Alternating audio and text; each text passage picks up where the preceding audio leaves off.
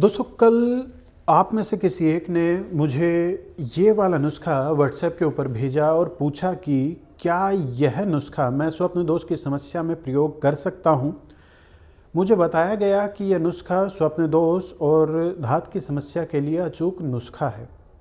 तो चलिए इस नुस्खे का हम आज संपूर्ण विस्तृत विश्लेषण करते हैं और यह जानने का प्रयास करते हैं कि क्या यह सच में इतना शक्तिशाली और असरदार नुस्खा है।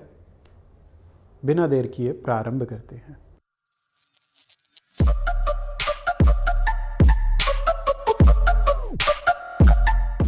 नमस्कार दोस्तों, मैं डॉक्टर रोबिन शर्मा आप सभी का स्वागत करता हूं।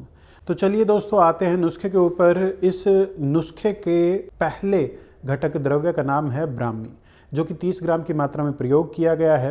दरअसल ब्राह्मी मानसिक शक्ति में वृद्धि करने का कार्य करता है, घबराहट, बेचैनी, तनाव की स्थिति को दूर करने का कार्य करता है और साथ ही साथ यह शीतल प्रकृति की औषधि भी है। इसके प्रयोग के चलते नींद अच्छी प्रकार से आ पाती है, जिसके कारण उल्टे सीधे स्वप्न आने की संभावनाएं स्वतः ही कम हो जाती है।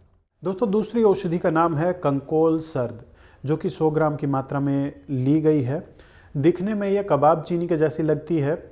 मैदे और मसाने की गर्मी को दूर करने की बहुत ही अच्छी औषधि है। शीतल प्रकृति की औषधि होने के चलते शरीर की अतिरिक्त ऊष्मा को दूर कर वीर्य को शीतल और गाढ़ा बनाने का यह कार्य करती है और इसी कारण इस नुस्खे में इसका प्रयोग किया गया होगा।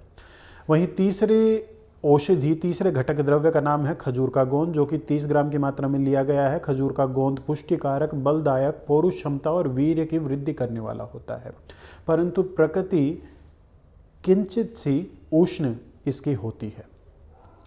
अगले घटक द्रव्य का नाम है धागे वाली मिश्री, जो कि 120 ग्राम की मात्रा में इसके अंदर प्रयोग की गई है। दरअसल मिश्री स्वतः शीतल प्रकृति की औषधि है, परंतु यहाँ उसे ग्राही के रूप में प्रयोग किया गया है, जैसा मुझे लगता है। ग्राही का अर्थ होता है औषध को उचित प्रकार से शरीर में अवशोषित करने में सहायता करने वाली सहायक औषधि, जो न केवल शरीर में औषधि के उचित अवशोषण में सहायता करती है, बल्कि औषधि के गुण को भी बढ़ाने का यह कार्य करती है।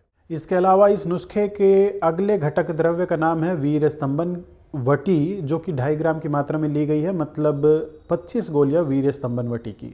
जैसा इसके नाम से आप समझ पा रहे हैं, प्रमुख रूप से वीर्य के स्तंभन का अर्थात उसे रोकने का ये कार्य करती है।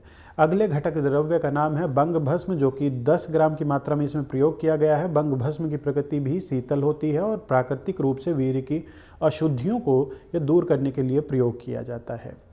साथ ही साथ पौरुष क्षमता में वृद्धि करने के अलावा जननेंद्रियों को बल प्रदान करने का भी यह औषधि कार्य करती है। अगले घटक द्रव्य का नाम है त्रिवंग भस्म, जो कि 10 ग्राम की मात्रा में ही प्रयोग की गई है। त्रिवंग भस्म में बंग भस्म के गुण तो समाहित होते ही हैं, साथ ही साथ यशद और नाग भस्म के भी गुण इसमें सम्मिलित होते हैं। मधुमेह के रोगियों के लिए या फिर धात की समस्या से पीड़ित रोगियों के लिए जननेंद्रियों को बल प्रदान करने के उद्देश्य से काफ़ी अच्छी यह औषधि है। विशेष तौर पर वीर्य की अशुद्धियों को दूर करने का यह बहुत ही अच्छा कार्य करती है। साथ ही साथ वीर्य में शुक्राणु की संख्या को भी बढ़ाने का कार्य करती है। अगले घटक द्रव्य का नाम है लौह भस्म, जो कि 10 ग्राम की मात्रा में ही प्रयोग की गई है। शारीरिक बल और शक्ति में वृद्धि करने का कार्य करती है।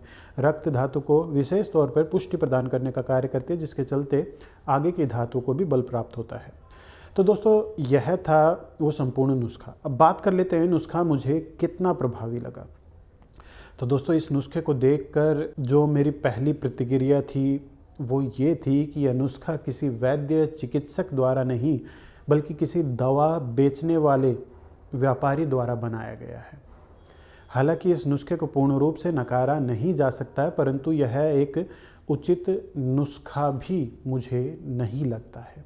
इसमें कुछ व्यर्थ की औषधियों का प्रयोग किया गया है।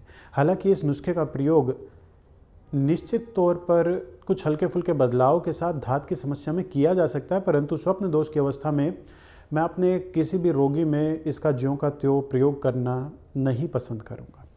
दोस्तों मैं आपको सैकड़ों बार बता चुका हूं कि स्वप्न दोष की समस्या में 80 से 90% मामलों में समस्या पाचन तंत्र में मिलती है और ऐसी अवस्था में इस प्रकार के नुस्खे का प्रयोग कुछ वैसा ही होगा कि हमारी कोई चीज़ जयपुर में खोई हो और उसे हम दिल्ली में ढूंढ रहे हों। तो दोस्तों, स्वप्न दोष की अवस्था में पहले अपने पाचन तंत्र को ठीक कीजिए। विशेष तौर पे कब्ज की समस्या ना रहे, गैस ना बने, इसका आप पूर्ण रूप से ध्यान रखें। दूसरा कार्य आपको करना है, रात्रि के समय आपको हल्का भोजन करना है। रात्रि के खाने और सोने के बीच कम से कम 2 से ढाई घंटे का अंतराल आप अवश्य रखें। तीसरा, सुबह उठकर नियमित रूप से व्यायाम अवश्य करें। पूरे विश्वास के साथ मैं कह सकता हूं कि स्वप्न दोष की समस्या से पीड़ित रोगियों में मात्र ये 3 कार्य वो कर लेते हैं तो 70 से 80% रोगी बिना किसी औषध का प्रयोग किए ठीक हो सकते हैं। अगर इतना सब करने के पश्चात भी लाभ प्राप्त ना हो, तब इस प्रकार के नुस्खों के बारे में विचार किया जा सकता है। वहाँ भी मैं इस नुस्खे में हल्के फुल्के बदलाव करना चाहूँगा। उन बदलाव के बारे में बताने से पहले एक छोटी सी बात मैं आपको बता दूँ।